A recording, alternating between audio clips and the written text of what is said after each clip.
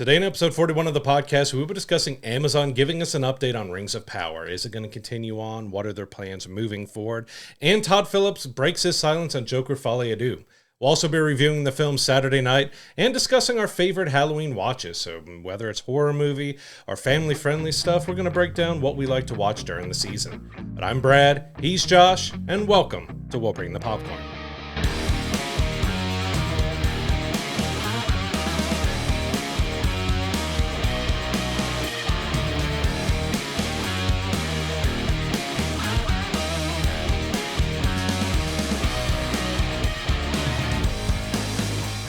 Before we get started with the news this week, there are just a couple days left to get 15% off our merch in our merch store, so go to willbringthepopcorn.com/merch. Check out all the new stuff that we have available for sale out there. Really appreciate everyone's support. And don't forget, also, we are still in the middle of our giveaway for October. You have until October 25th.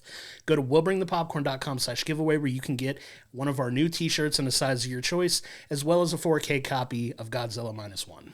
And if you go to our socials for our post about our giveaway and another post, we have an additional option for you to be able to share those and get an extra entry into it. So make sure you get your entries in. The movie's great. The box set looks beautiful and stuff. So you're really going to want to get in on this contest. Absolutely. So for our first news story of the week, we've got some news from DC regarding the Lantern series. We just talked about that they announced that Kyle Chandler was playing Hal Jordan. Well, we finally got Jon Stewart. I know there was some talk about if Jon Stewart was going to be involved. It's official. We do have somebody cast to play the role of Jon Stewart, and it's going to be Aaron Pierre. Now, Aaron Pierre has, kind of really come onto the scene this year, especially with Rebel Ridge on Netflix. It was wildly successful for Netflix. He's also going to be doing the voice of Mufasa in the Disney Lion King live-action CG, version of the Lion King that's coming out at the end of the year. So he's really taking off this year, and I'm excited to see what he brings to the Lantern show. Yeah, it's going to be really interesting to see what he does. Of course, finally getting this character in live action. We had hinted with the Arrowverse that John Diggle was going to become one of the Lanterns. That never really happened in the series, but we add both of these to Nathan Fillion. So he was kind of the first Lantern to come into the new DCU. He's in the Superman movie as Guy Gardner, and it's going to be interesting to see how those three play off. So we've got kind of our big three.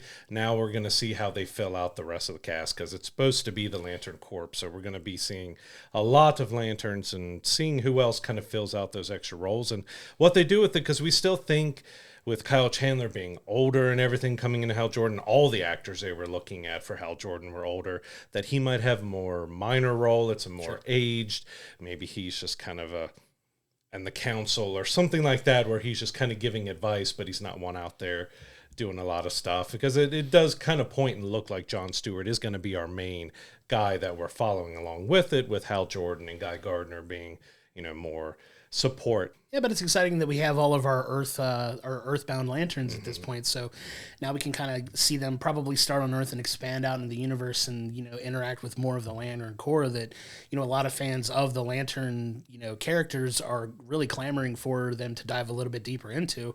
So now it feels like we've got our foundation for the show, and I'm excited to see it kick off. I know James Gunn recently just announced that the Supergirl project and this project are the only two in pre-production right now that are live action. So it's exciting to see, that finally starting to come together and hopefully get ready to start shooting probably by the end of this year, beginning of next year. He also talked about another animated movie that would be about the Robin. So you've got Dick Grayson and you've got Todd and all that. So they're getting another animated movie going, which, that's kind of where DC has excelled in the last probably 10, 15 years, is that their animated films have been really killing it and doing extremely well, and they've been cranking out a bunch of them. But this is, I think, past Creature Commandos, the second kind of announced animated feature for them. Yeah, it's a lot of exciting things in the works at DC, and hopefully with James Gunn at the helm, it can kind of reignite that, excitement from the fan base for this, that they've got a lot of work to do to kind of get people back in the fold for them. I know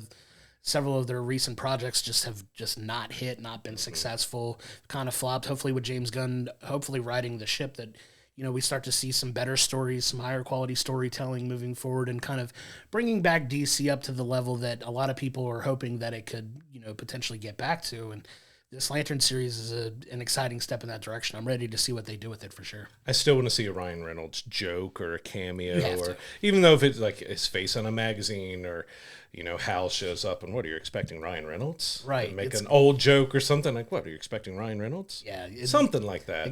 They gotta play meta off of it for sure. But yeah, it's exciting times for DC, and hopefully now that we've got our core Lanterns cast and it's in pre-production now, so ready to see them get the ball rolling and see what they give us for sure. Jumping over to Amazon, they gave us a update on a couple shows. So we'll start off with Reacher, which is one I still haven't got around to watching, but I've heard great things about it. Season 3 is set to debut in 2025, but they've already renewed it for Season 4 because this was kind of up in the air because they're closing the Paramount Studios and moving everything to CBS and moving things around. We weren't sure how some of these shows were going to last or exist after all these changes, but Reacher has been one of their most popular ones, and it's good to see that they're already committing to another season before anybody hasn't even seen Season 3. Yeah, Reacher is a great show if you haven't had a chance to check it out. Alan Ritchson is fantastic as Reacher in this show. He's a monster. He's just a ginormous man, but he is really good in all of these episodes that they've put out so far, and I'm excited to see that not only are they confident in giving it a Season 3, but a Season 4 as well, because there's a lot of stories, if you know about, the books and everything about Jack Reacher, that there's a lot of material for them to chew through, and they've only scratched the surface on a couple of those stories at this point, and I'm excited to see that kind of get the nudge forward from Amazon. It's a big deal for them, and just, keeping Alan Ritchson around is always a good thing. I love that guy and everything he's in. Yeah, I'm planning to get around to watching the first 2 seasons, so I'm prepared for when Season 3 drops in 2025, so I can be all caught up with it, because I've wanted to watch it. It's just so much stuff and busy life and everything else, just like haven't had time to check it out. But Amazon also gave us an update on Lord of the Rings, Rings of Power, so if you want to look back through our last few episodes, we did a full breakdown of Season 2, and we kind of left it wondering, like, well, Amazon has talked about that they want to do 5 seasons, but there has been either viewership numbers being lower than they expected or just fan backlash is still happening against it. Were they going to continue forward with Season 3 or Season 4 or Season 5? Well, they came out and said, oh, yeah, we're full steam ahead. We're not stopping. Rings of Power is continue. It's going on. They've had over 100 million views on the series so far, and basically said we have no plan to stop it. Yeah, and you can go back in our archives. We just did our recent watch-along of Season 2. Now that it's over, all the episodes are available on Amazon for you to watch. It's really exciting to see that they're giving it, another chance for at least one more season that we're aware of now. I know they have plans for 5, but the fact that they are confident in at least moving forward with Season 3, we really feel that by the end of Season 2, they really got the ball rolling on this show in a positive direction. A lot more cohesive storytelling. It's not a perfect series by any means, but I really feel like they righted the ship, and I'm excited that they're, kind of putting their foot down and deciding, hey, we're going to continue forward with it anyway, because that is easily the most expensive TV show ever made, and the fact that they're so heavily invested in it and still willing to continue to invest in it, I'm very happy about as a big fan of Lord of the Rings. I'm excited to see what they do moving forward with it. Yeah, like you said, Season 2 got a lot better than Season 1 did. It still has some plot holes, and it has some changes that it's doing because it's not following 100%, but I really enjoyed kind of what it's done. I'm able to look past some of the glaring issues. I know there's a lot of people who can't do that, but I'm looking forward to see what they do with Season 3 because they left it in a spot that really starts building us to where The Hobbit and where the Lord of the Rings and everything started, and getting us into the stories that we know more. And of course, we're getting different characters that we haven't seen in live action. And so I enjoyed Season 2, so I am excited to see that we're at least getting Season 3. I still don't know how they're going to do 5 seasons out of it. It feels like where they left Season 2 and what we may have in Season 3, that probably maybe 4 seasons makes more sense than 5 seasons, because I'm trying to see just where exactly it has to go, because Season 3 is probably going to get Sauron making the One Ring and giving the rings to men and starting the war. So, Season 4 would more likely be the gigantic war against him and some more depth like that, but can you spread that out into 2 seasons? Yeah, and it's going to be interesting to see how they try to stretch that out, even if they do. They've done a good job of keeping everything to the point on focused in Season 2, and it's only 8 episodes a season. It's a lot more compact storytelling. They could probably branch out and go longer if they wanted to, but I kind of like the flow of the show right now. And I feel like they've really hit their sweet spot. So maybe 8 episodes is where it's at, and to keep going. But yeah, I want to see how they flesh this out, because you're knowing where they're winding up eventually. Where, if you've watched Lord of the Rings, you know where Sauron winds up and who's responsible for taking him out and who's involved in those fights. And we'll see how they incorporate that into this show at some point. And you do gotta I kind of agree with you on the sense that 4 is probably the sweet spot for it, and maybe 5 would be a bit too much dragging it out based on the pace that they're moving at now. So 4 would probably make more sense, but I'm definitely excited that they're continuing to move forward with it, like I said, and we'll see what happens, man. They're in the right spot for it. It does take a long time for these shows to shoot. You got to take that into effect too, because it's been two years in between seasons, so we're probably not going to get season 3 until 2026 at the earliest. And it's you got to figure that time frame into the end. If they go season 5 at the pace they're at, it's 2030 by the time they end the show. That's a long time for a show to be around. So we'll see what they wind up doing. Here's what we got. House of the Dragon, I think, is ending with 4 itself. So, maybe 4 is the magic number for these, because even we know with Game of Thrones and we're in it at the end, maybe 4 is the right number to end these fantasy shows on. Yeah, for sure. And we'll see how they deal with that moving forward for sure. But I want to kind of pivot now to a game series that I grew up loving, especially the Shinobi games on Sega Genesis were some of my favorite on there. Really difficult games, but we're finally getting a Shinobi movie, which I feel is very interesting. So if you don't know about the backstory of Shinobi, it's like a ninja, action adventure game. And I'm excited to see that, they're getting a movie. It looks like it's going to be directed by Sam Hargrave, who directed the Extraction movie. Really excited to see what company is taking on this project. I didn't see who was putting it out, so it's going to be interesting to see what happens with it there. But it's a series that, when you think about it, it would make a perfect movie, because it's going to give you a lot of action. It's just where the story is. Like it was more about hack and slash and beating people up than a fully deep story. But stuff like that and Ninja Gaiden and all that could do really good as a movie, because they have some really good costume designs and a lot of good action and stuff in it. And they've got a big action director to do it. So I'm looking forward to seeing exactly what they can do with it if they get the costume right and the look right and give it a good visual appeal with some probably over the top I don't even know if graphic violence probably in it, that it could be done really well. And we've seen that rated R movies, action movies, have done good. We don't know if they're aiming for a PG-13 or R, but it's a series that maybe they could go R and go a little harder with the violence and action. Absolutely. So when I heard that this was coming through, it immediately took me back to my childhood and playing these games like with my dad. One of the favorite games we had were like Mortal Kombat and the Shinobi games were a ton of fun to play. And I just remember countless hours of him and I trying to, beat some of these levels. Those are really hard games. I want to say either Shinobi 2 or Shinobi 3 were like notoriously incredibly difficult games to complete, and I just remember getting so frustrated playing those games, and it felt like a big deal, like a big sense of accomplishment when we finally beat it. But it's cool to see it kind of get the movie treatment now, because there's a lot of fun, like you said. It's a lot more side scroll hack and slash kind of get through the game type stuff, and we'll see what kind of back lore they fill in for this movie. But I'm excited for that one. That's got a potential to be a lot of fun. You give me a good violent ninja film, I'm all for it. I hope that does go the rated R route though, because I think to really capture what I think would be the best story, I think you got to lean into the violent aspect of it a little bit. You can go a little darker, a little more violence, play on the emotion of the story and stuff. It could be a lot of fun. We'll see exactly what they're doing with it and when it comes out, because we didn't even get like a release date when they're working on it. But it's interesting to see more and more games are being made. Like we got the Tomb Raider anime series has started and is out there to watch, and then we just had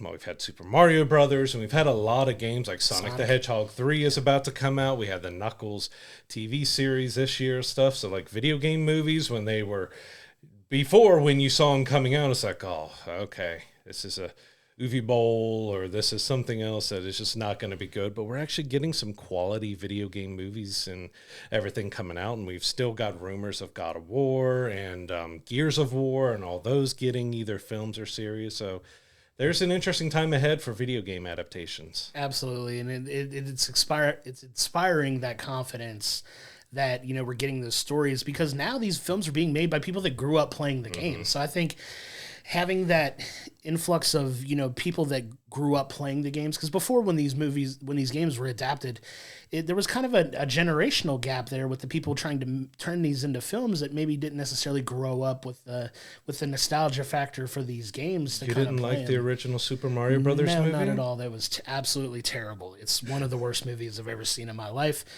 And I also want to find the guy that made Dragon Ball, but that's neither here nor there. So, yeah, it's exciting to see what they come up with for that, and we'll get more information on that and, you know, talk about it as, you know, casting gets put together for it and filming starts on it. But that's one that's definitely fun one to keep an eye on. So we reviewed Joker Folie on our last episode. You can go back in our archives and see exactly what we thought about that. But Todd Phillips has been a bit silent since the movie came out, and he finally broke his silence and told us kind of what we all expected after watching the second film, that he never saw Arthur as the Joker. He was just this guy that had something projected on him. Society, the people, everyone was telling him he's this and he's trying to be it. And, you know, he's not wanting to be an icon and not wanting to do this and stuff. But, and I get that, but it also feels like a cop-out in a way, too, that you called the movie Joker. You've called it Joker. And maybe you're trying to explore that this is more of, all right, he started the Joker, but he's not the Joker. Like, people started making him the Joker, but it doesn't help really, I think, the story of Folie where it kind of fell short and everything else to have this revelation, because it's like we get what Arthur went through and he finally breaks free and, you know, finds that, you know, I'm just me and I'm not that. And I'd like that revelation and stuff, but it was also just, it didn't work in the movie, and this just kind of didn't really seem to help much of anything. Yeah, this 100% in my mind feels like a cop-out, and it gets frustrating for, you know, me as a viewer of movies and somebody who loves it when, you know, a movie doesn't do as well, and then the director kind of, like, in a way it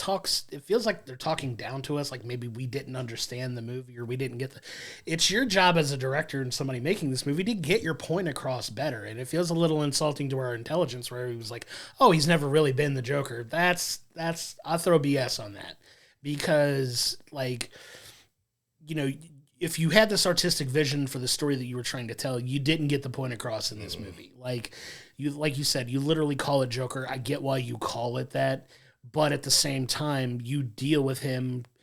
The second movie is entirely about Arthur and his, you know, like, which version of this is my best version of myself, which version is truest to myself. And it's not society projecting this onto him. This is a moniker that he creates for himself, and people latch on to it and they attach themselves to it. So don't sit there and tell me that he was never really the Joker to begin with, when this was all made by him. This was all Arthur's. He put on the makeup. He put on the suit. He colored his hair. Yeah. He did, you know, he changed, like, physically, how he held himself and how he talked and mannerisms, everything he did changed when he was the Joker. Yeah, it's that split personality and that duality of self that he, you know, he really embraced in that first movie and he really struggled to reconcile with in the second movie. Don't sit there and tell me that he wasn't the Joker to begin with. He may not be the version of the Joker that most people recognize and understand, and he kind of threw that to, you know, the end of the movie. But I don't agree with the whole coming out of it saying that, you know, he just had this thing that was put upon him. No, he did some truly heinous things to lash back out at people that he felt had wronged him and, you know, were representative of his feelings towards the world. I understand that. That concept's not lost to me, but don't sit there and say that, you know, he was never really intended to be the Joker, because that's just not true. I think it's a little bit of him trying to save face, and I hate just kind of dunking on somebody like that, because it's not really anything I really cared to do. But when you try to insult your audience's intelligence by saying things like that, it really kind of strikes a nerve with me that It just left a really bad taste in my mouth. Yeah, because even though, people in the clown group that he was in and other people were treating him badly, the Joker persona didn't begin until he did it, until he put on the makeup and the suit and everything else. Like, he created it. So it wasn't society creating and forcing it on him.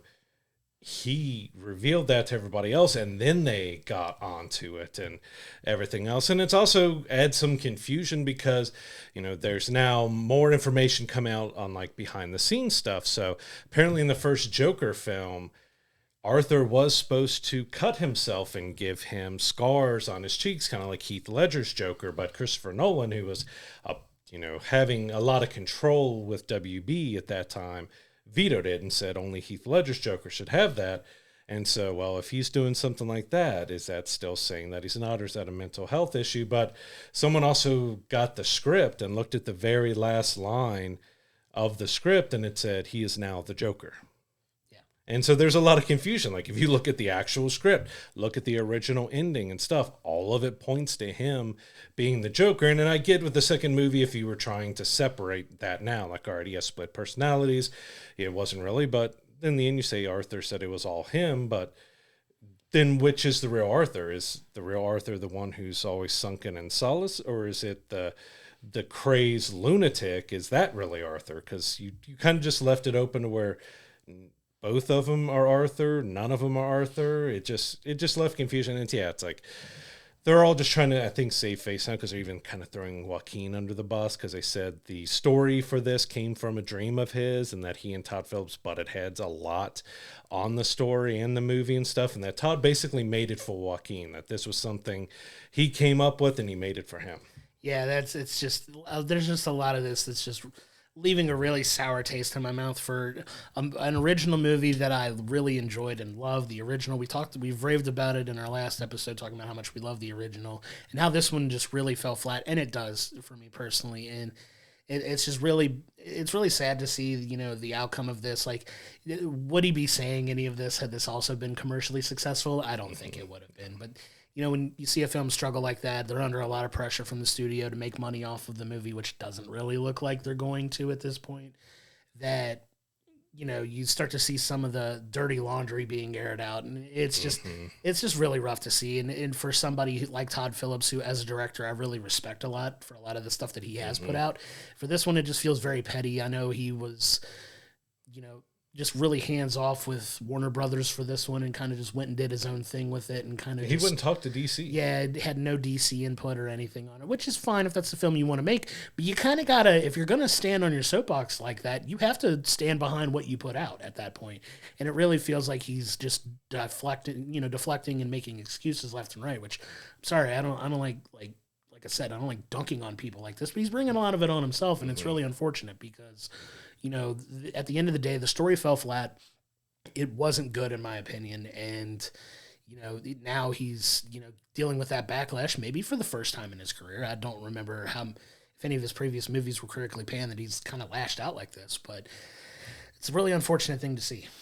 Yeah, with Joker Folie, it just felt like, I still feel like, was it a necessary movie? Because what did it actually give us other than Arthur's reveal of how he truly felt about himself? But did we need 2.5 hours of that? Because like I said, Joker 1 was a near masterpiece, and I've seen some people who go against those that didn't like it, saying, oh, because you didn't like it because it was a comic book movie. I love the first Joker, and it wasn't a comic book movie at all. Like, it is about mental health and a deranged guy, and a guy who struggled with bullying and being treated wrong and badly and projecting and trying to find a life. And it had depth, and it had heart, and it had just really tough moments to watch and everything else. Like, everything fit and worked and went well, and that kind of character building and depth and story just wasn't there in the second one. Yeah, it was really lacking, and I'm kind of over this movie. I know it's going to have a very short stay in the theater at this point because it's just not doing financially well, and it's unfortunate to see such a talented director really lash out and kind of deflect a lot of the blame for how this movie's been received by people, and it really sucks to see that from as somebody who is a fan of his work, to kind of see that. It kind of makes me have a little bit more caution with supporting some of his future projects. I hate saying that, but it really leaves a bad taste in my mouth. I'm kind of just ready to pivot on to our next story, if that's okay with you. Yep. So one of the movies we're really looking forward to seeing coming up in a month or so is Gladiator 2. So Gladiator's one of our favorite movies. The Gladiator 2 looks like it's going to be fantastic, and we got a little bit of interesting news from Ridley Scott, who mentioned that they're already starting a script for a third Gladiator movie, which is very interesting. Yeah, when I first saw the first one with Russell Crowe and stuff, and it was an excellent movie, Oscar award-winning movie and stuff, but you never really thought it would get a sequel. How it ended, where it ended, is like, all right, this is the story. Maybe if they were going to do something, be spinoffs or something else, but they didn't touch it for, almost 20 years or so, and then we get the sequel, and before the sequel's even out, he's like, I think 8 pages into a script and said he's got a good outline of what he wants to do. I never expected this to end up being a trilogy. Yeah, because, there was some confusion as to whether or not, the second movie was going to get made, and now that it's made, you kind of have a little bit of a background of what you're going to expect, who the main character is in the second film. And from the sounds of it, it sounds like this may be an arc that they're about to tell over the course of a couple films now, and it's going to be interesting to see where they leave, Gladiator 2 to, potentially be a Gladiator 3. Is this a case where, it follows a similar pattern where you have this character who has this big heroic arc, and maybe they meet their end in the film, and you go on and tell the story of another character, coming up through, through those set of circumstances to kind of go after, the leaders of this empire. And wondering if that's the way they're going to do it, or if this is going to be something that's going to be told out over the course of a couple movies, which at the end of the day, I don't really know how to feel about that, because like I said, the first movie is so perfect in the story that it tells, and its seeming finality to it, that they kind of picked up the ball with this new character who, looked up to Maximus and everything like that. And is this something they're going to tell over a couple movies? I don't know how to feel about that, because they do tell such a good story compacted into one movie that is this really warranted to build a franchise out of. But we always go back to everything feels like it's getting a franchise now. So if you can make money off of it, you're going to kind of stretch out a story and kind of milk it for what it's worth, which at the end of the day, if we're getting good stories, I'm okay with it. But is this one that's necessarily needing a third movie now that we're getting a second one? Time will tell with how the second one plays out. Yeah, until we see the second one, I'll give Ridley Scott the benefit of the doubt, just because he's had some misses, but he's had more major hits than misses and stuff. So if he feels they're strong enough to be 3, but yeah, it's just, again, we don't know exactly what happens in 2 to know what to expect to think if we have 3. Did he go in thinking he had a third movie in mind? So instead of having a solid ending like the original Gladiator has, is Gladiator 2 going to have a more open-ended ending so he could do the trilogy? But yeah, will it continue on with our same new guy and lead and everything, or is it going to pick up with someone new many years down the line? Because the second one definitely looks like he's went bigger and bolder. Like, you've got the Colosseum filled up with water, and you have ships and sharks, which apparently really happened, but it's also, if you didn't know about it, it's like, all right, wait, why do we have a Colosseum filled with water and we have sharks and all these big battles? But I just hope they hide all the nitrogen canisters and everything else in the chariot, so we don't see that bubble. Because I love the film, but I cannot, whenever it gets to that scene, I am looking for it, I'm staring at it, and I'm like, all right, there's the big canisters that makes the chariot flip over. Like, yep, it's still there. Still there. I love that, though, because it's one of those fun things that you know about to go looking for it, and it's so distracting when you get to that point. But yeah, we'll see, man. I don't know. Like you said, I agree with Ridley Scott having more hits than misses, but at the same time, until we see Gladiator 2, we don't know. I'll have a better idea on how I feel about a third one after I see the second one, but I'm still very excited to see the second one. Looks fantastic. The cast is amazing. You got Denzel Washington, Pedro Pascal. It's a stacked cast, and hopefully the story delivers on the incredible cast that they've assembled for it. I do, from the trailers alone, get with some people who are talking about, why is Denzel talking like an American in this time and stuff. So we'll see if there's any answer to that, because I mean, I love Denzel and stuff, but it's like he very, very much sticks out because everyone else is talking with accents and he's doing his regular voice and stuff. So it's going to be interesting to see how that all plays out and see how people feel about it, because hey, you can go back to our favorite films episode. We talked about Gladiator, and the original was fantastic. Like, I never expected to have 2 of them, nonetheless 3 of them, but we'll see once we get a look at Gladiator 2 next month to see if we feel then if Gladiator 3 needs to happen. It's going to be such a fun show that I'm looking forward to recording because we get Gladiator 2 and Wicked in the same week. I'm excited for that episode. So, little spoiler alert for those of you keeping up that when that time comes around, we're going to be doing a full review on both films in the same week. That's an episode I'm very much I'm still surprised at Wicked being almost 3 hours. And it's only part one because it's been somewhat weird that they haven't advertised it, but I don't think Dune really advertised that was part one until they announced part two, because Wicked is going to be 2 films, and the first film is almost 3 hours. Yep. So, I mean, though, I think the play is about 3 hours. In total, so they're really stretching it out for this. But, yeah, I'm still excited for it. You're not going to dim my shine for that one. No, I've been waiting on Wicked for a while, and that looks incredible, so I'm excited for that's going to be fun. It's going to be fun to talk about 2 vastly different films on that episode. Yeah, excited for that one for sure, just for the dynamics of the two, thriller, action, epic saga versus the big musical epic that's going to be, 2 different and opposing forces in the same weekend. Hopefully it's like a Barbenheimer situation, because I know they're calling it Glicked, and we've kind of poked fun at that, but yeah, hopefully it has the same kind of cultural impact that did, and both movies do extremely well. As long as Gladiator 2 isn't the musical epic. Well, it's not directed by Todd Phillips, so we have nothing to worry about. You just throw dancing and song numbers into Gladiator 2. Just keep on the lookout for Lady Gaga. Hugh Jackman pops up and singing a song in the Coliseum. You know what? That would be awesome. I would love that, actually. Could we do that for Gladiator 3? Just make it Gladiator the musical. I would love it. Let's go. Lock shields and let's sing some songs. Well, heading over to Lord of the Rings again. So, we have Andy Serkis working on The Hunt for Gollum, and a lot of the talk has been going back and forth through previous actors on what they would think about coming back. They've talked to Viggo, and he's given an answer about what he thought about if he would return as Aragorn, and Ian McKellen and a few others. But they talked to Hugo Weaving, who basically flat shut down everything. It's like, yeah, I'm done with Middle Earth. Like, he's just like, I'm getting older. Elrond's immortal and stuff. I'm older. I've had my fill of Middle Earth. But he's like excited for them to do stuff, but he's just done. And he had a similar approach. Even though he played Red Skull only one time, he did not want to return for Infinity War. And that's where he got Ross Marquand stepped in and did a brilliant job of imitating him, which I didn't even know until the movie was over that wasn't Hugo. But he had the same kind of feelings that, he was kind of done with Marvel. He didn't want to do it, and he didn't do it. Like, he's a guy, like, if I don't have interest in it anymore, I am not signing up for it. So the money doesn't really matter to him. If he's done, he's done. Yeah, it's disappointing, but I respect it. I respect them taking that hard stance, because a lot of people have no problem, signing their name on that check when it comes through. But good for him, man. Like he says, it's just not something I have any interest in doing. He's working on things that he's passionate about. Good for him. I mean, it's disappointing. You want to see all of the classic characters show up, especially if you're getting some, and you got to find ways to work it to where it makes sense. But I'm excited to see that film for obvious reasons.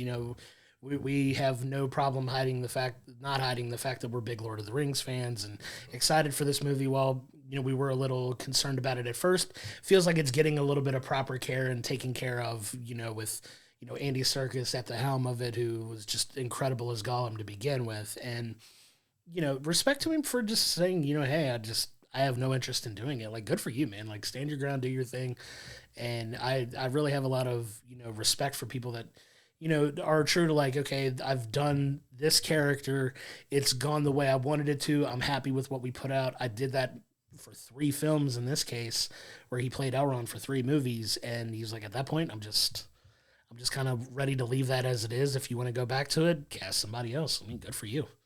Yeah, and kind of we talked about it with our season 2 finale review of Rings of Power, that we were wondering when it comes to that final battle scene when Sauron's defeated, are they going to try to get some of the original actors back to kind of, because we don't know if it's going to try to match up to the movies or if they're going to do their own thing and make it like this is not connected to Peter Jackson's adaptation at all, because we don't really know. Like, the door looks exactly the same because we got the door to the mine and everything, and a lot of stuff kind of looks exactly the same, but we don't really know if they do plan on having it fully connected, because if so, you've got Hugo Weaving at the battle with Sauron, who's talking to the king and everything, like he's a big part of that. So it sounds like if they do, he's not going to be a part of that. Are they going to still use the same Elrond actor and try to age him up, or what are they going to kind of do with that. I would assume they would stick with the same Elrond actor, Sure. but it kind of kiboshes two items. He's not going to return for Hunt for Gollum, and he more than likely would not return for Rings of Power either. Yeah, I think if he were going to return for one or the other, he would probably do the movie and not the show. Yeah, it's got Peter Jackson and Andy Serkis behind it. And I get that as well. So that kind of puts the kibosh on any theory that we would have as far as that goes, which, hey, now that we know, let's move forward and see what kind of stories we get out of this. And like I said, when that movie comes out, I'm going to be the first one there in the theater to see it when it comes out. I'm excited for it. And, good for Hugo for saying thanks, but no thanks. I respect it, and, more power to him. So one of the shows that's gotten a few spinoffs already is The Big Bang Theory, and we just got announcements for another spinoff series, but it's definitely coming from a place we weren't expecting. So we've had, Young Sheldon, which was absolutely, had an incredible run on CBS, just recently wrapped up as well. Now you've got the George and Mindy series that's getting ready to start. Well, we got news of another spinoff coming, and it's coming from the comic book shop. So if you know anything about Big Bang Theory, one of their favorite places to hang out was the infamous comic book shop, and we do have, some people already cast to be a part of that series. Yeah, we got Brian Posehn returning. We have Lauren Lapkus and Kevin Sussman will all reprise their roles from the Big Bang Theory.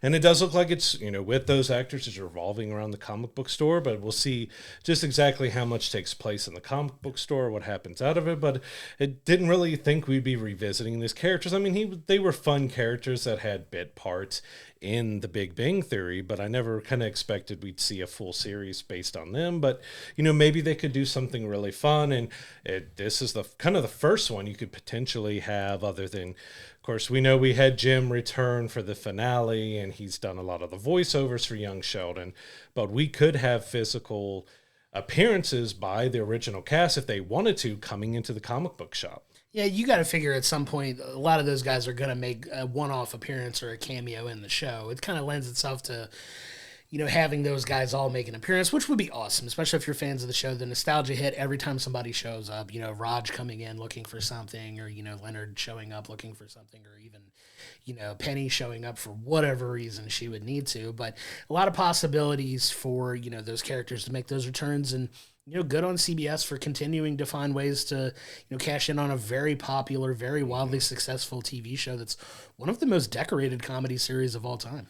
Yeah, and they could put a conspiracy to rest, because after the Young Sheldon finale with, Jim Parsons' part and everything with Miam and all that, with the name of their kid and other things, there's this big theory that Leonard has died.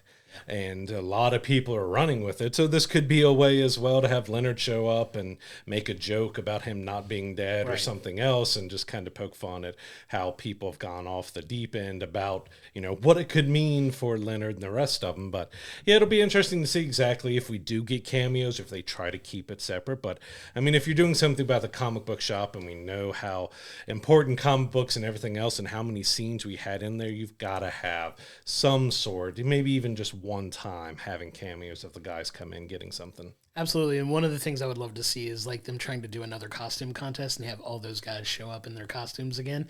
Just one collective, even if it's just like, hey, pop in for a second. Hey, we're here for the costume contest or something. Just, just a fun. Have Sheldon be in the Flash again. Yeah, he has to, and that would be a lot of fun. But it's going to be interesting to see. I love all three actors that are in this. They're all very funny comedians in their own right. So them getting their own show, good for them, and we'll see what they do with it. Yeah, maybe he'll, the owner of the comic book shop, I forget the character's name and I didn't look it up beforehand.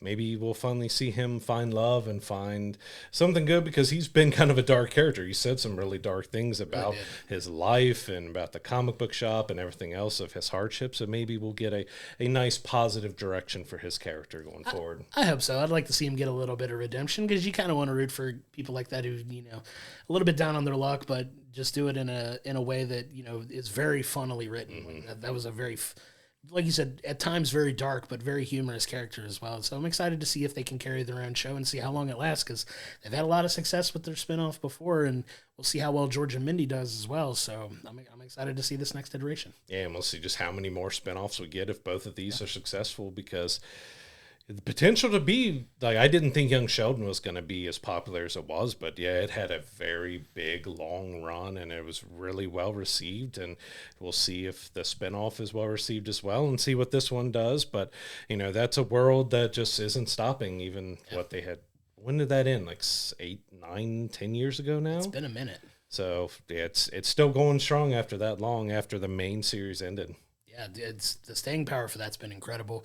One of the most wildly popular syndicated shows as well, still, even that, it seems like I see like that airing all the time still in syndication. So good for them for continuing to, find new ways and new creative directions to go in that same world that, people have loved for going on 2 decades now. Like, it's been around for a while. Like, I think people forget just how long the original series was around before it even spun off to Young Sheldon. So it's had some long-term staying power for sure. And if he hasn't been crowned yet, Henry Cavill's got to be crowned the king of the geeks and nerds and everything else, because from The Witcher to Warhammer to doing, board games to building his own PCs and being Superman and everything else, he has got a resume of just knowledge and geekiness to him. Of course, he's a big, good-looking guy. Well, now he's joining Voltron, so he's joining another series. Didn't exactly expect him to be a part of, but he's going to be a part of the live-action Voltron series, or Voltron film. We're all living vicariously through Henry Cavill at this point. We all want to be him. Just this incredibly good-looking guy that gets to do all of our favorite nerd stories. He gets to feel like he gets to tell them all. Like, I know he's still pounding the table trying to get the Warhammer movie made, which I think eventually he's going to be a part of. And if anybody could get that off the ground, it's him. But this was a surprise one that they announced with Voltron. Voltron was a very wildly popular, cartoon in the 80s.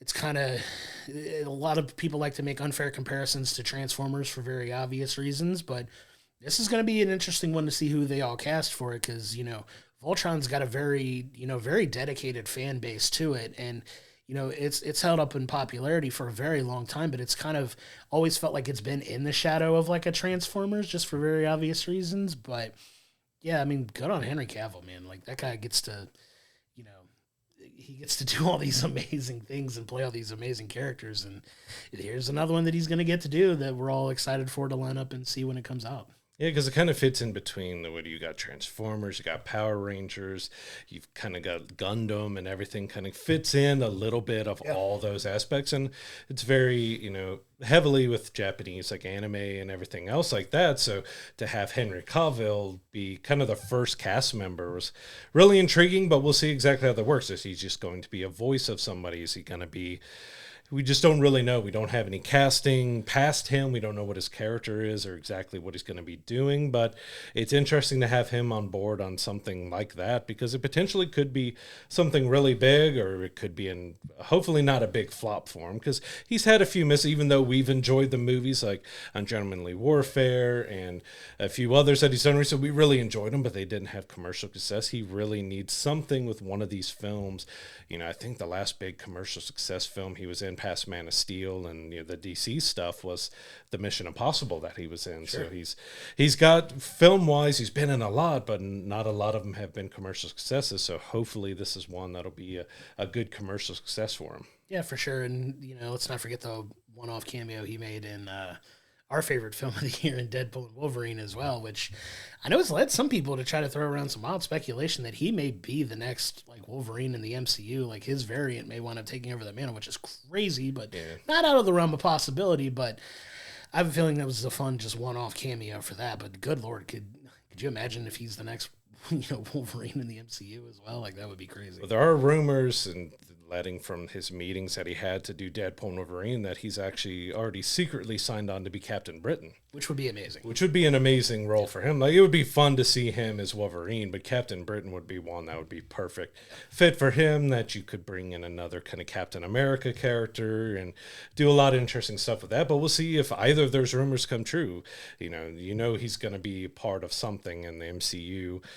Could use him for multiple different areas. So We'll see if he ends up being Wolverine, Captain Britain, or he ends up taking another role. Because I know a lot of people are talking about him maybe being Victor Von Doom, which ended up going to RDJ. But still crazy. Yeah, it's still crazy that we got that. But yeah, we'll see where we see him pop up more. But he's got a ton of geek stuff in the pipeline, and just good for him. Like, I wish, I'm still up in the air on what I think about Witcher replacing him and doing, because I think it's going to season 4, so you got 2 seasons with him, 2 seasons without him.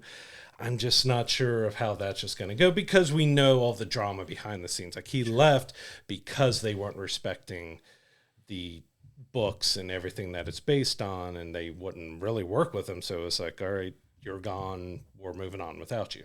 Yeah, and it kind of seems to be his fate with like a lot of these. Like everybody seemed to universally love him as, Clark Kent, Superman, Man of Steel, and he didn't really get to fully flesh that out from the character perspective as much as we all wanted it to. But yeah, I mean, he's still finding his way into all of these awesome projects that I'm super jealous that he gets to be a part of. So good on him for being cast in Voltron. Because as soon as it said Voltron movie cast their first lead, I was like, watch it be Henry Cavill. And I clicked on the link, and the first picture that pops up is Henry Cavill. I'm like, of course it is, because it makes perfect sense, because he gets to do all of the awesome stuff, and I'm not jealous at all.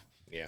And especially doing something like that, and potentially the next project after Voltron could be his Warhammer series. They're just going to go from Voltron to wearing, potentially being in like a big mech, doing that, and then going into wearing the gigantic armors and doing big, huge battles in Warhammer. Like, he could be having a lot of fun in the next few films that he does. Good for him, man. I'm excited for that. Excited for him. Looking forward to see who else gets cast in that movie as well as they move forward with that, and it's going to be a lot of fun to check out when it drops for sure. Yeah. Now I want to move into our film review of the week. So we got to go see Saturday Night, which tells the story of the first episode of Saturday Night Live, the wildly popular series that's been around forever now. It's been around for over 50. They're starting their 50th season, which is incredible. It's been around since the 70s. It's had an incredible run on late night. It's the king of improv sketch comedy shows. It's not really improv, but sketch comedy shows. And it's just had an incredible staying power. But this is about all of the crazy antics that went into night one of this show's airing. Yeah, this movie was wild. It was 100 miles an hour from the get-go. There was no slowing down or stopping in this film.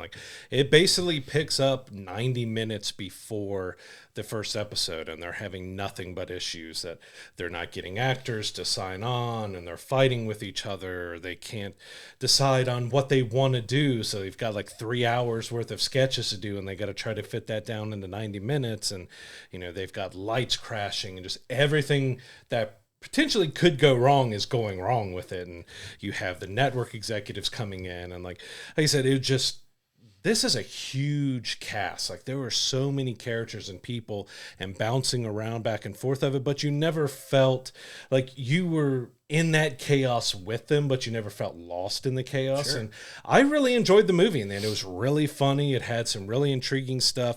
Everybody kind of played. I mean, they're stepping in some big shoes, because you have Belushi, you have Aykroyd, you have Chevy Chase, you have Gilda, you have a lot of big names, and I think they all handled it really well. Yeah, the casting was really spot on for a lot of these. A lot of these people genuinely look like the people that they were playing.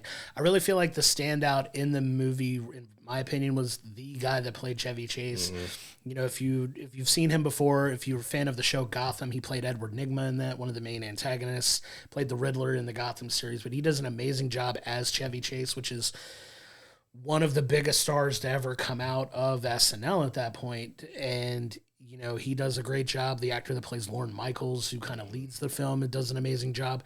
And what's really incredible is a lot of these guys who aren't big name actors or, comedians or anything playing these characters, you have bigger names playing bit parts, and the cameos don't overshadow the main cast, with maybe the exception of J.K. Simmons playing Milton Berle. But that was wild. Which was amazing. So funny, so worth going to check out just for that. But they never really felt overshadowed by the really big name, cameos that we got in this of people playing, other famous people. Yeah, I agree. The actor doing Chevy Chase, he was fantastic. He got his mannerisms down, his sarcasm and everything else. There's so many jokes that we're not going to repeat here, because a lot of the jokes are very dirty. It's very adult dealing with, because, behind the scenes in the 70s and how that was, that they were just basically doing whatever and saying whatever to each other in there. But it was a fun ride. I give it up to Jason Reitman for the direction on this, because it was just pure chaos from beginning to end, and being able to have all, you have multiple floors, and you have multiple parts of the stage, and you have so many different people, and it felt like you were behind the scenes. No one seemed out of place. It felt like you were in that chaos of that first show, and just everybody was gelling and working together well, and the jokes were really funny, and it had some really fun parts, and had some, other parts that were a little more dramatic, but never got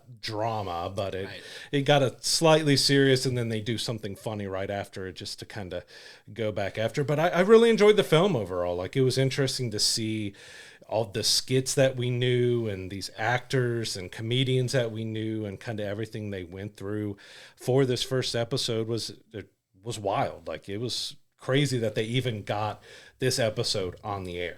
Yeah, and that's kind of the tension that you get in the movie where, they're having such issues with their run-throughs and their pre-show, rehearsals that the executives are threatening to not let the show go to air to begin with because it doesn't look like they have their act together. Like, you get to see some really cool tidbits that if you're not in the know, you don't know. But originally, Lorne Michaels was going to be the person that did Weekend Update. And now, obviously, we know notoriously went to Chevy Chase, who was just absolutely perfect for that at the time. And you see kind of how that plays out. And you see some of these iconic sketches that you mentioned that we've known from, the early days of SNL. The actor that plays, Belushi in this looks a lot like Belushi and, has a lot of that manic, crazed comedic genius that he plays and just does a really good job of, portraying that character as well. And one of my personal favorite bits that they do in the movie is them messing with the standards and practices lady that's from NBC, who's this, super wholesome Christian conservative woman who's just really uptight and not understanding some of the jokes they're trying to say. And they're trying to present these very, very vulgar and dirty jokes in a way that don't seem vulgar and dirty, so she'll sign off on them so they can What do is them. this? Yeah. Oh, it's just when people are showering you with attention. Right. Yeah. Use your imagination. We're not going to go any further. Yeah, than we're not that, going to go but further than that. yeah, some very raunchy, dirty jokes, but it's done in a way that makes sense for the story, sense for the time. And, the casting was amazing. Like you said, the cameos were awesome. There was a really great cameo by John Baptiste, who plays one of the, first musical guests that they have on there. And just some really fun, fun views into these people that if you follow the show for as long as it's been around, like you see the early parts of this and some of their comedic genius. And it was a really good, like, put together movie that you said, yeah, it didn't waste any time jumping into it. Like, it didn't drag on in any particular area, but it felt like you were moving in real time as they were getting ready to air this show, because the movie is only about, what was it, an hour and 45 minutes? It was under 2 hours, like under 2 hour runtime. And you're picking up 90 minutes before the show airs. So it really felt like a real time, moving through of getting the show to make the air. And it was a lot of fun. I had a good time with it. I wound up liking it more than I thought I would, because I was wondering, I'm like, is it going to be a little too serious? Is it going to miss the mark? I don't feel like it did in any way for me. Yeah, I think it had a great balance and even gave me some 24 vibes, because they did pop up the clock every now and then and it would tick off a minute and then we'd go into 15, 20 minutes and then pop back up and we'd click off another minute. So it kind of gave me 24 vibes with that, but it worked just to show you that this is kind of going in real time, and just to see the chaos of a lot of the people who worked on the show and got that first episode. They were dragged in that night. Like, that was crazy too, that they're bouncing around to different areas like bars and other shows and stuff and dragging people over like, hey, we need this. What's it pay?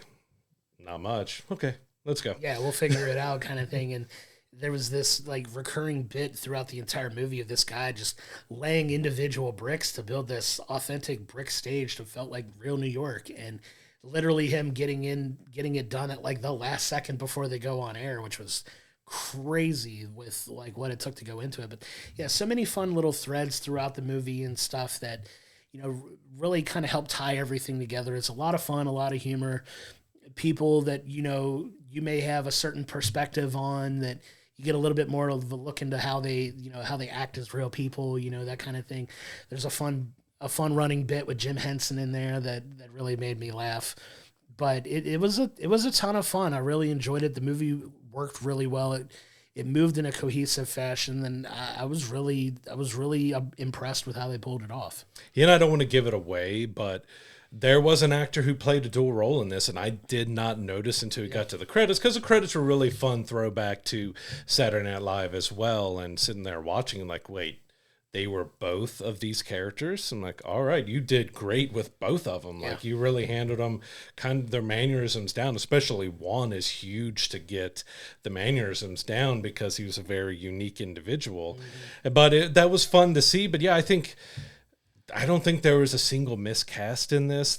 Everyone did it well. It had enough tension, kind of, you're like, how are they going to get this show done? How are they going to do this? And how Lorne Michaels didn't just go crazy of what he's trying to do here, because he's just bouncing around floors and having meetings and going and trying to find people. And it was just really amazing. Got to see kind of the arc for him, because especially, like, I really love the scene out at Rockefeller Center with the ice skating rink and everything that happened there, because there was some humor, but there's a little bit of heart and realizations and stuff that happened. But yeah, I think they did a really excellent job putting this together. You've got the chaos, you've got hilarity, you've got a bunch of cameos, you have everyone portraying these legends of comedy, and they all handled them really well. Like, those are some big shoes to try to fill in and pretend to be these people during their peaks. And they all did an excellent job. Yeah, they really did. And that's not even to say, like, we know who wound up making the first episode of SNL if you've gone back and watching it. But even backstage with some of the people trying to get on the show even are really big names in comedy. Like, you have, I don't want to give any of the characters away, but, like, you have very notable comedic people that, either wind up going to star on the show, or, are very successful comics who maybe had a short stint on the show and moved on to be even bigger stars. But you have some pretty big names for, like, people backstage that were trying to get on the show that couldn't get on it either. And it's a lot of fun. I wound up really enjoying it more than I thought I would. Now, if I had to give, Saturday Night a rating on a scale of 1 to 10, I would probably give it about a 7.5. Like, I really enjoyed it a lot more than I thought I would. It's not a perfect film by any means, but for what it is, it's very successful in its own right, and a really funny movie that I probably would go back and watch again. Yeah, I would probably give Saturday Night like an 8. I'm right there with you, around 7.5 and 8, because it was a really well directed. It looked good. It was chaos, but it was controlled chaos. And I'm just curious how it was filming that, because just so many people, like, you're talking hundreds of different people doing this film to try to recreate something that happened in real life. Like, that had to be a really big undertaking, and they handled it really well. Like, I think the humor hit well. Everybody did their parts well. Like, it was a ton of fun, and as you said, I enjoyed it a lot more than I was expecting to enjoy it. Absolutely. It's a fun take on such an iconic show. And even the people that were involved in the show have kind of come out and, like, heaped praise upon the show. I know one very big proponent of it was Dan Aykroyd. Dan Aykroyd did come out and say, hey, they pretty much nailed it. Like, this was kind of the vibe around the show that was going on at the time when it was a lot of that chaos that was around in the show when it, tried to go on the air for the first time, and he heaped a ton of praise on it. So that's coming from a guy who literally lived it and, is putting his stamp of approval on it, which I think kind of goes a long way to, it may not be, some of it's going to be a little bit exaggerated for film, but to have somebody who lived through it to put their stamp of approval on it, I think speaks volumes for the quality of work that they did. Yeah, like I said, all the cameos, even some voice cameos that we get to hear over the phone, which, of course, of deceased people, but some really good voice matching and stuff was done. Like, it was just really well put together film that it's kind of original and unique. Like, the whole thing takes place in 90 minutes backstage of a show right before it begins and everything, and it's done in such a different, unique way that I really enjoyed, and I thought that they did such an excellent job with, and I would recommend going out and seeing Saturday Night, and I would go back and see it again. Yeah, absolutely. It's going to have a high rewatchability for me, just from the story that it tells, the humor behind it. Like, it's one that I could definitely see myself returning to for sure. So Saturday Night is out in theaters right now. We cannot recommend enough going and checking this one out. This is a fun date night movie, or if you're a fan of the show, go check this out. It's a wonderful story that they did a really incredible job with. Yeah, so moving on, we wanted to do kind of a special talk about Halloween season. So it's getting to be middle of October. Halloween's coming up. This is a time of year where everyone's getting into their horror films or their specials and everything else that's Halloween related. So we want to kind of just talk about horror films, Halloween specials. What do we like to watch during the Halloween time? And, if you want to kick that off with what's one of the big ones that you always want to turn into whenever it gets to October, what's the first one that comes to mind when you want to get in the Halloween spirit? So I will say my favorite Halloween movie of all time is Texas Chainsaw Massacre, the original Texas Chainsaw Massacre. Such a dark, gritty, kind of a take on a very real story, based kind of loosely on a real serial killer. but that's such a dark, gritty movie that really helped, inspire a whole generation of horror films behind it. And it's such a good one to keep going back to. It's still creepy and disturbing to watch to this day. That kind of really gets me into that. It gets me into that holiday spirit for the spooky season, if you want to call it that. But yeah, it's one that every year I make time and carve out time to watch. Oh yeah, it definitely holds up for the tension and the horror aspects and everything this long, even where like when they've tried to do these reboots of stuff, it just still doesn't match up to what the original was able to do. And, that is pretty high on the list of, when you think of horror films, you're thinking Texas Chainsaw Massacre. You also got Jason and Freddy and all those, but it's right up there with them. Absolutely. Yeah, I want to throw out, I more go kind of the campy side with horror and stuff. So probably one of my favorite series, and that I'll rewatch some of them or rewatch the first one, is the Scream series. I really enjoy kind of the campy kind of horror aspect. So because it doesn't take itself very seriously, and it's a lot of fun. And the first one, I'm still particular to that one just because it was kind of unique in a way to what came out. It's had some decent sequels, some that are bad, some of they're decent. I didn't think Scream 6 was that bad. They did a decent job with it, and we'll see what happens with Scream 7 and everything. But I've enjoyed kind of the campy horror when it comes to my watching around Halloween. Yeah, one of my favorite things about Scream is the movie within the movie kind of thing, where the accompanying parody movie within the movie that's a parody of horror movies kind of is the Stab films, and they talk about how they incorporate, people incorporating stuff from the movie into the movie that follows along with the other. It's really, like you said, it's something that doesn't take itself super seriously, but Scream are absolutely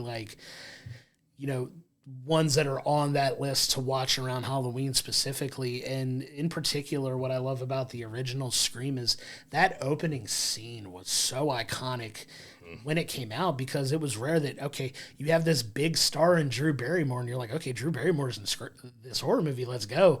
And spoiler alert, it's been out for a couple decades now. She gets killed in the first 5 minutes of the movie, and you're like, what the heck am I watching? This is a big star getting offed in the first five. You didn't really see that before. Yeah, and that was a big surprise. It was a big surprise leading into this movie that just, for that, I've been hooked on those films ever since. But yeah, that's a great one to add for Halloween, and those films are going to kind of stand the test of time of being that, iconic horror Halloween rotation for everybody, and that's a good one to include for sure. I'll continue on with adding another one here because it fits in with the campy horror, and that's Shaun of the Dead. It's one that came out of nowhere. It's kind of spawned a trilogy of films that are loosely connected with doing different types of horror and stuff, but it had that zombie horror aspects, but it had a lot of humor to it. You got Red on You and all that, and you got Simon Pegg, and just brilliantly acted. Everything was well done. Had some surprises and stuff to it, but it did kind of surprise towards the end when it started getting a little more,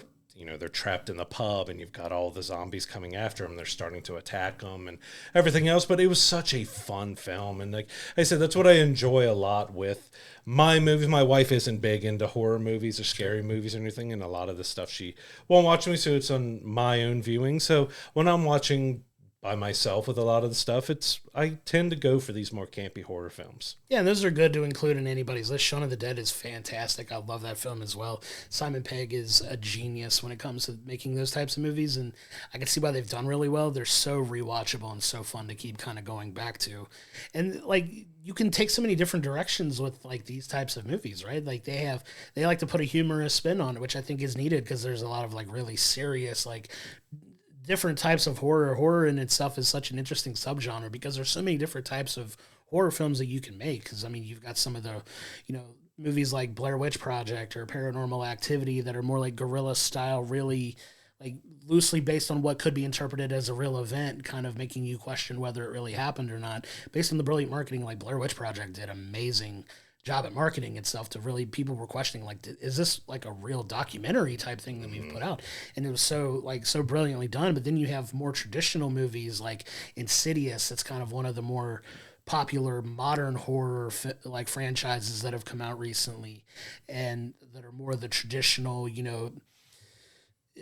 spiritual demon type horror films. Obviously you can go back to classics like The Exorcist that is still spawning, sequels to this day. That, there's so many different types of horror movies that you can make. And, those are some of the ones that are always going to come to the forefront when people talk about their favorite Halloween movies. Yeah, and The Exorcist is one that's often imitated but never replaced because not only the movie itself, but just the incredible story behind everything that went wrong with making that film and everything. And that definitely high on the list. Even throw back another classic with Psycho, like that's just one like which I really enjoyed when we did the Universal Hollywood behind the scenes. They had the Bates Motel, and you got to see a lot of that stuff and got to see the house. But yeah, Psycho is another one on my list. That's just kind of that old classic that just kind of had unexpected. Like it was something that just has stood the test of time, even with what it is. Like, and you've had imitations abound on that, but nothing really touches the original. Absolutely. And now you've got like this newer generation of like horror suspense films that are coming out and kind of continuing that type of genre for like a new generation of people. One I think of that was incredibly brilliantly made was Get Out. Get Out was is an amazing horror film that, Jordan Peele directed that was kind of like takes what we thought we know about horror, kind of flips it on its head a little bit and tells it in a very interesting and, ingenious way that, Jordan Peele is a lot of people consider to be like the king of modern horror now with some of the stuff that he's come out with even. And you have movies like that. You have like A Quiet Place. I'm just going to kind of rattle off a couple of them. Like A Quiet Place that spawned a couple sequels that's of thriller horror elements to it and suspense that, are a lot of fun and are spawning off, their own series and things like that seem to have a lot of staying power. But it's really fun to see kind of the modern direction that horror is taking right now. Yeah, and with bringing up A Quiet Place, which I really enjoyed all three of them, even though the prequel that they didn't bring a whole lot new. It was well acted and enjoyed it overall. But there's a game coming out this week for The Quiet Place, which they've mentioned that you can have a microphone on and active, and if it hears sound, the game detects sounds on your headphones. The creatures, the death angels, will react to you, which I thought is such a brilliant idea. Because I think there's another game out there that does that as well, but a horror franchise that's based around these blind creatures that can't do anything but hear everybody, and everyone has to be quiet to put in that aspect. Like, well, you have to be quiet in real life when you're playing the game, because if you scream or something else, they're going to come after you. So it's kind of seeing where horror is, because horror in video games is also pretty huge as well. So I'll find myself kind of going back to the Resident Evils and some of these other zombie or horror video games during this season as well, along with Silent Hill. They just released a remake of Silent Hill 2, I believe. So there's a lot of video games that I will revisit during this time because of just being the spooky, scary. It's just the season to be playing a lot of that stuff. Absolutely. And then there's a lot of modern games that are really taking off, like community wise, that have big events. I know some that have some recent staying power, like Dead by Daylight's a big one that a lot of people like to play. There's also like Outlast Trials and Phasmophobia and Demonologist. There's like a really bunch of really fun horror, a lot of co-op or individual type games that like can bring a lot of people and communities together to play that are a ton of fun too. And I kind of want to, like, before we wrap up Halloween, kind of pivot to like more family friendly stuff, because as much as there's like dark, serious, adult oriented like horror films, there's a lot of campy, fun Halloween stuff that like families can enjoy too. Like I love seeing, a show like Treehouse of Horror episodes for The Simpsons are typically the highest viewed ones that they do every year. That are always a big deal when they come out. But you've also got like some more fun, films geared towards younger kids, like the Hocus Pocus movies are always really popular this time of year. You've got Beetlejuice that we just did a talk about, did an episode about. Go check out our archives to see what do you think Beetlejuice is going to be added to a lot of people's rotations for Halloween? Because it's already dropped on digital. If you haven't checked it out yet on demand, you can grab it now to watch during the holiday season. Absolutely. So there's a lot of stuff that's even like focused towards like families and stuff that the whole family can get together and enjoy. Obviously, Great Pumpkin, Charlie Brown is another one. It's not Halloween until I see Charlie Brown and the Great Pumpkin. It's a Great Pumpkin, Charlie Brown, and just sit there and watch it multiple times. That's a multiple time viewing, because even with Christmas time, with that, like when it hits the holidays, there's got to be Charlie Brown on the TV. Absolutely, it's synonymous. But that's the fun part about like this time of season is there are things that, this season in particular, and that's why Halloween is as popular of a holiday as it is, and a lot of people's favorite, to be honest with you. I know several people that this time of year is their absolute favorite time of year, and it's fun because you can cater that around so many, families, adults. Like there's something in it for everybody that I think is a really wonderful time of year to get, your fix if you love these types of movies. And it's amazing. And it's so funny to me the way they release these movies sometimes is a lot of them don't come out around the holiday season. Around this particular holiday, which is amazing for me because a lot of these films will come out in like January, February, and like the off season of movies. But the release dates for these always make me laugh because I know we've reviewed horror movies on this podcast that came out in January or February that, wound up making their way into an October rotation. And I'm wondering why more films, and I'd like to look into the business part of it, of why they don't come out around this time of year. Yeah, there's one family film in particular that it's not Halloween until I watch it. I put this in the same vein as watching Die Hard to kick off my Christmas viewing as A Nightmare Before Christmas. Just the absolute brilliant stop motion animation. Just it's timeless. It's classic. The story that Tim Burton did with that and the characters like Jack and Sally and everything else. Like it's one of those just timeless classics, like Hocus Pocus for those who grew up in the 90s. Like we just got the sequel to that. Like this is one me and my family have to watch every single year. This and The Great Pumpkin is kind of what kicks off Halloween for us. Absolutely. It's funny you mentioned Nightmare Before Christmas because I just watched this with a group of friends last week, and it just brings back that flood of nostalgia with the incredible for the time even, and it's still aged pretty well, like the animation style and, the way the movie was presented and that iconic soundtrack of songs that, I find myself randomly around this time of year, like when Halloween roams around, singing This Is Halloween, and just loving that movie so much. And that's one of the more fun ones because you can watch it at Halloween or Christmas time and it kind of plays off for both. And we normally do. It's a pretty versatile movie, but yeah, that's one that's absolutely perfect for this time of year as well. And I always find myself highlighting the line in one of the songs of a guy in Kentucky because of being from Kentucky. Yeah. Like, it's like, hey, that's us. But yeah, I mean, who doesn't know the songs from that film? Like, they're so iconic. We'll listen to the soundtrack. We also do the Nightmare Revisited, where you have Marilyn Manson and you have a lot of others putting their spin on the songs, which some of them do better than others on it. But that's something that's also in our music rotation around this time of year. It's like, I don't think Halloween is huge for music other than you have a few classic, like One-Eyed Flying Purple People Eater song and some of those campy songs and Monster Mash, the camper songs, and then you have the Nightmare Before Christmas soundtrack. Yeah, it's such an iconic soundtrack that was really stood up over the years. And you have some films in that same ilk like Coraline and Corpse Bride that, some people like to think are all loosely connected and telling the same story like repeatedly, which is a fun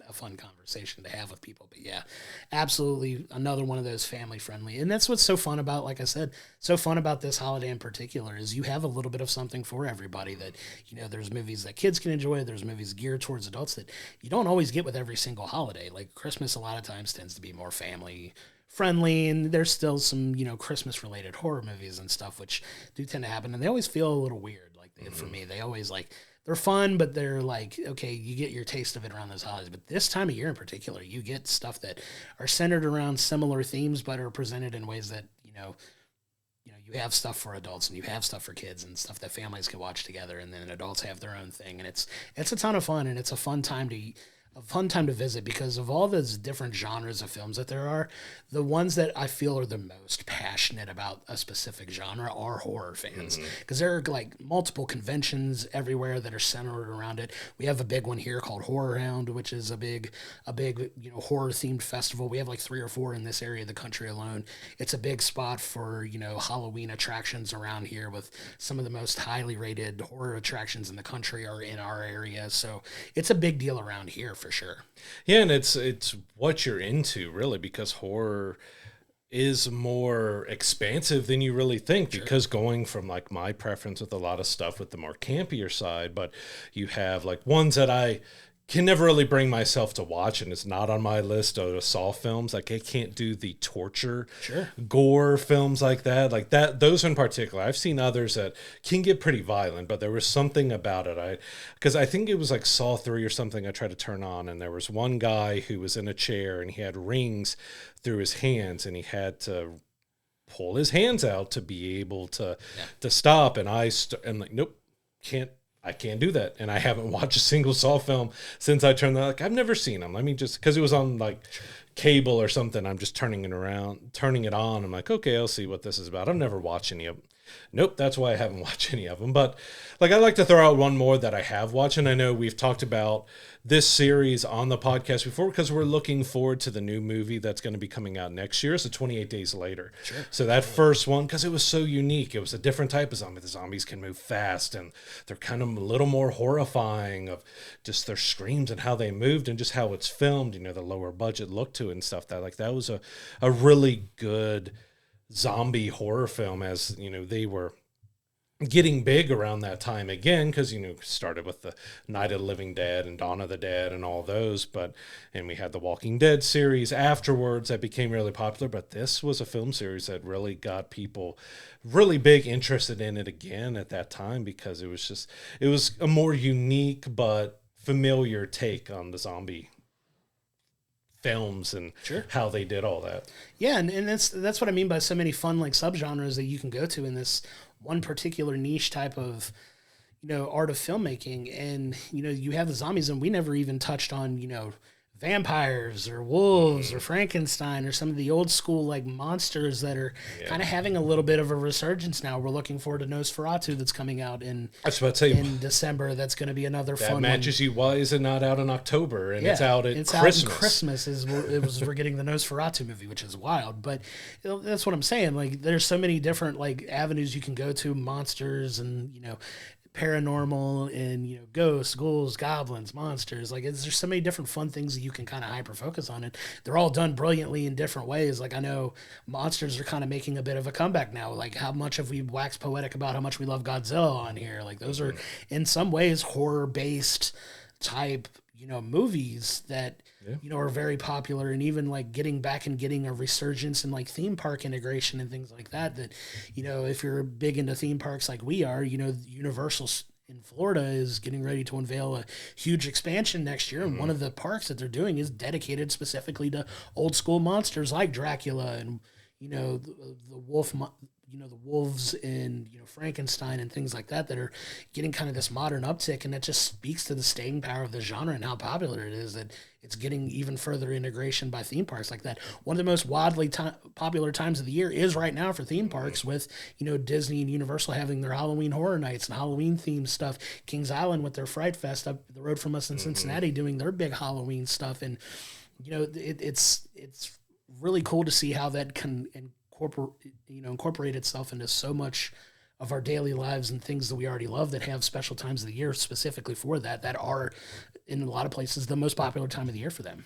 Yeah, I'm glad you brought up the monster movies, because that's one that some of them are more scary than others, but like something that I'll turn on around this time too from now and then, because it's a movie I really enjoy, but it's got some elements to it. But Brendan Fraser's The Mummy. Sure. Like that is a classic kind of monster movie that was a remake, but it was done so well, and it's a lot of fun, and it's got a couple, it's not a horror film, but it's got a couple aspects that try to make you jump and everything else. But it's one that I'll watch around because of that monster aspect. We'll watch Godzilla and everything else because my oldest daughter's huge into Godzilla and Kong and stuff, so we'll watch those around this time. But yeah, you just have so many different options between the family friendly, between the horror, the monsters. Just there's so many different directions that you can go with horror that when you think of horror, you may not think it's that deep, but there is deep, because we didn't even touch on anything that's really the psychological thrillers. Like we had Longlegs this year and some other stuff that really go more into the fright is more the psychological aspect of it. Like there's so many different genres or different types of horror that you can go into, because like I said, we barely even touch on the slashers of Freddy and Jason and Michael Myers and stuff that have had 375,000 different films. But those are ones I go back to too, because even though they have the gore and everything else, it's just the classic slasher film, as I know a lot of people's go to around this time. But there are just so many options when it comes to Halloween time, depending if you like horror, if you don't like horror, if you just want to see Halloween episodes. You mentioned Treehouse of Horrors. I always go back to watch a few of those, especially the very first one, because it had the Raven in it, and that's one of my favorite Edgar Allan Poe. Sure. And I will quote the Raven while I'm watching that, and Homer and Bart as the Raven and stuff. Like, it's one of my favorite episodes, and that was the very first, that was the very first Treehouse of Horrors that featured that, and like they have gotten wildly crazy with what they've done and gone a lot very adult with it, but they've also had stuff that's a little more kid friendly. But that is a staple for a lot of people who grew up in the 80s and 90s of it's Halloween time, there's a Treehouse of Horrors. Yeah, so much so that even now, still, I believe to this day, The Simpsons will kick off their new seasons in the fall with the Treehouse of Horror episode. Like, that's usually how they kick off their seasons now, and it just goes to speak to, the staying power and how wildly popular that is for them. And it's just, what more can we say about Halloween? There's so much that we could dive into that, that we don't have time for on this show, but that's just the staying power of the genre is... so many different ways you can go, and like we can't touch on it all. There's just so much to dive into, and it's so fun because there's no one surefire formula for it. Now you could speak to the way a lot of stories are laid out are very similar, and but there's so many different ways you can kind of bend that in ways that work. And it's such a fascinating genre of film and a wonderful time of the year to kind of revisit all of those. And you could talk to 100 different people and you would get 100 different answers on the types of films that they would like to watch around this time of year, because there's so many to choose from and so many different iconic ones that, obviously there are the classics that we mentioned that we didn't just dive into because we all know what they are. But I know a lot of people that have very specific other types of favorites that they like to watch every year. And it's a fun conversation to really have. Yeah, it's like I said, when September ends and October 1st, it's Halloween season. So people are watching everything, watching the movies. But yeah, you could talk to 100 people and get vastly different results. Like, you may have a common ground of The Exorcist and Psycho and Texas Chainsaw Massacre and the slashers and all that stuff. But you're going to have wildly different, because there's some might love the Toxic Avenger films that are, again, campy, or the Terrifier series. They just came out with the third one that's very, people have a very mix. You either love it or you actually loathe it because of just how deep into the gore and the action that it does. Like, you could get so many different answers, which is fun. And again, when it comes to those who don't like horror movies, you're going to get a vastly different, because it could be, because you get a lot of TV shows and stuff too. They will do a Halloween episode. So some, I know Martin did one that I still remember to this day because it was like a haunted episode with that, or you just have trick-or-treating episodes, and The Office had some really good gems, different costumes of being 3-hole punch Jim.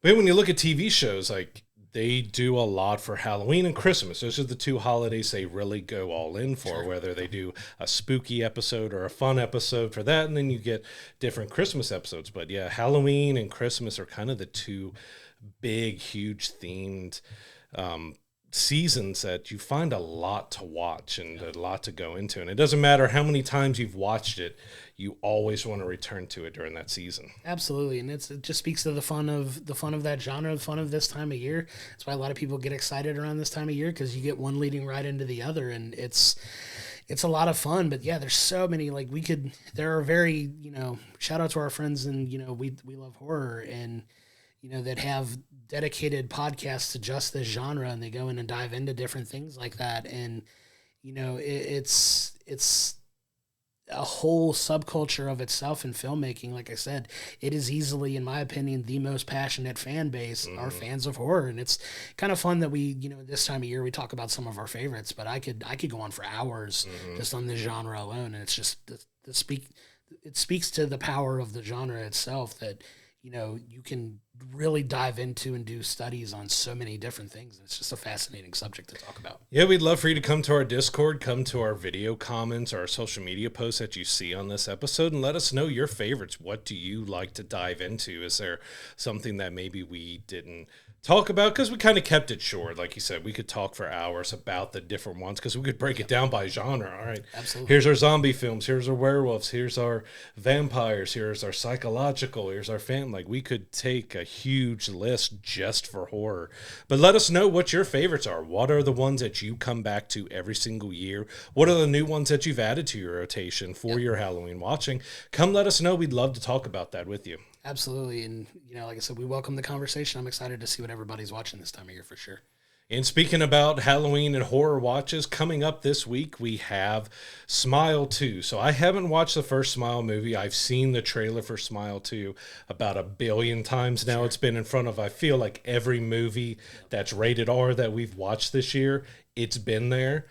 That's out this week. But we also have On Demand. Alien Romulus is coming out on demand to watch. So that's another. We didn't even touch about one of the most legendary to most everybody horror films is a very first Alien. Like, it had so much tension, and like Alien Isolation, that game has got some great reviews of people feeling the horror aspects of that. We didn't even bring in Alien into any of this, but we have Alien Romulus that you can go back into our archives and see how we felt about that. But at the same time, on completely different level, we have The Wild Robot. Both of those are going to be dropping on October 15th. So you can look at our archives or both of those, but we absolutely love The Wild Robot. We really enjoyed Alien Romulus. I'm really looking forward to revisiting Alien Romulus at home after I've had time to digest and look at, because we kind of looked at the shortfalls because it was kind of a greatest hits of all the Alien films. I want to go back and watch it again so I can take it in for exactly what it gave to us, because I think that's one on more viewings that I'm going to probably, I didn't dislike the movie, but it's one I think I'm going to enjoy more the more I see it. Absolutely. It's definitely one that's going to make my way back to checking out again to see if I see how I feel about it now, knowing a little bit more about what went into going on and, you know, the backstory of the film and everything that it did. I'd love to see it with a fresh pair of eyes again to kind of revisit, but definitely one that's definitely worth checking out. And it's a good time of year to revisit it as well. Perfect time. And we also have Kate Winslet's Lee. This is a war film that I've heard some really great things about. You also have, I think it was Andy Samberg is in it, and doing a dramatic role that a lot of people didn't really see him doing, but he's gotten praise for it. I'm really looking forward to checking it out because I don't ever remember seeing it air around here, so we didn't get a chance to check it out in theaters, but that'll be on demand on October 18th. And over on the streaming side, we have Brothers on Amazon Prime on October 17th, so that's another one I'm really looking forward to. You've got Peter Dinklage and Josh Brolin doing this kind of family comedy together. I'm curious just to see exactly how that. I love both of them. I want to see how they play off of each other and how that film turns out. And then we also have Anna Kendrick. I believe this is her directorial debut for Woman of the Hour on Netflix on October 18th. And I'm leaning because I'm covering up my paper and I can't see what I was trying to talk about. But yeah, this is kind of based off of a true story about a serial killer who used the dating shows back then to get victims of women he killed and stuff. So that's a very interesting film to look at, and especially to be a directorial debut. That's a deep one to dive into. Yeah, definitely taking on some serious subject matter for that one. But yeah, Anna Kendrick, incredibly popular actress, brilliant mind, great actor. Excited to see her directorial debut on something that's definitely going to be a little bit heavier subject matter. I'm excited to see what she does with it. Yeah, over on the TV side, we have Shrinking Season 2 on Apple TV Plus on October 16th. So this is another one where, as we've talked about, Apple TV kind of fails with advertising because a lot of people, I don't think, know about a lot of these great shows. And Shrinking was one of my favorite new shows that came out because you got Jason Segel as just being himself. Like, he's a great comedic actor. But the biggest part of this series was Harrison Ford to me. Like, he gets to play his cranky old self, which is just great to see. Like, he is fantastic in the show. It's a great series. I'm really looking forward to watching season 2. But over on CBS, we have Ghost Season 4. That will be out on October 17th. And then one that I don't think a lot of people knew was happening because we've talked about The Office is getting a reboot here in America that it's going to be taking place at a newspaper and everything else. But apparently Australia has done an Office reboot. That will be on Prime Video on October 18th. So I'm kind of interested to check it out. I've watched the British series. I love the American series. I really enjoyed the British series. But it's curious to see how the Australian one will do because, with every culture, they have different ways of doing jokes and how they handle jokes. And they've kind of also gender flips. So the Michael Scott character is a woman in this one. So it's going to be really interesting to see how they take on The Office. Yeah, the trailer for it looked pretty interesting. I know when it dropped out, some people thought it might have been a parody, but it is actually really a real series that, was written and, shot in Australia. And it's going to be interesting to see, the reception behind that. Some of the jokes, I know a lot of people were kind of like, I don't know, I'm going to check it out. I'm excited to give this series a chance to check it out just because I love The Office as much as I do, same as you. Love the British version, love the American version. So we'll see how the Australian version holds up, but it's going to be on Amazon Prime Video as well, and just looking forward to at least giving it a shot and seeing if I like it or not. Yeah, because a lot of people, if you look back at the American Office, the first season had some good episodes. It was very short, but it really didn't hit its stride until the second, third season and there. So, maybe they have a rougher first season, but we don't really know. But I am going to check out at least the first season and see how it does and see how that humor, because like you said, or like I said, with the British version, you may not get all the jokes if you're American because they have a different really type of humor, and Australia can be the same way. So it just really depends on how you respond to their type of humor, because they're going to change jokes and they're going to change things that fits their culture and fits how they live their lives. And some people just may be turned off from that aspect because they don't get the jokes or they don't get the relationships or anything else. But I'm really looking forward to checking out and see how they do with this version, because we'll have the Australian version of The Office, and then we'll have the new version of The Office in America with British actors in the lead roles. We'll see exactly how both of these play out and if they complement each other at all. Yeah, definitely worth giving it a look, to at least give it a chance to see if we like it or not, for sure.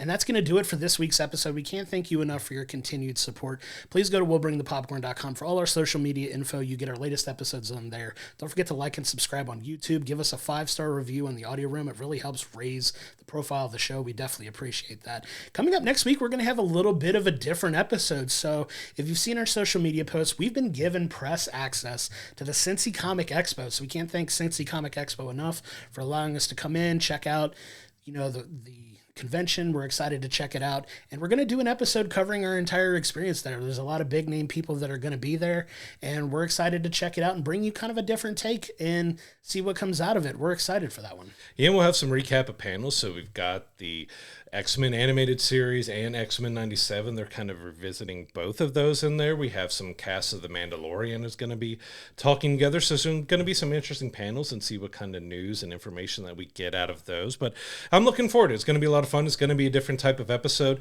It may not be out at the same time because we normally record on a Sunday, and this runs through 5 p.m. on Sunday. So, it might be a little bit late as we get everything together because we got to put all the footage together and talk about it and see if we get any interviews. We're going to try to see if we can talk to a few guests there to get some interviews to talk about some interesting stuff, because we've got like Kevin Eastman, Teenage Mutant Ninja Turtles was our childhood. Absolutely. To be able to talk to him, and we'll just see who we can get in there. But it's going to be a fun special episode that we have coming up.